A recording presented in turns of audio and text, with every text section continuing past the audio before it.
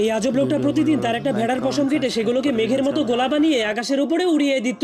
আর তার সেই জাদুর কারণে তাদের এই গ্রামে কখনোই পানির অভাব হতো না। সেই লোকটার সাথে একটা কুকুরও ছিল যে সবসময় তার সাথেই থাকতো আর তাকে বলতো আজকে কোন ভেড়াটার চুল কাটতে হবে। কিন্তু একদিন সকালে কুকুরটা দেখতে পায় লোকটা এখনো ঘুম থেকে উঠছে না। এই জন্য সে ঘরে যাওয়ার পর দেখতে পায় সেই লোকটা চিরদিনের জন্য ঘুমিয়ে গিয়েছে।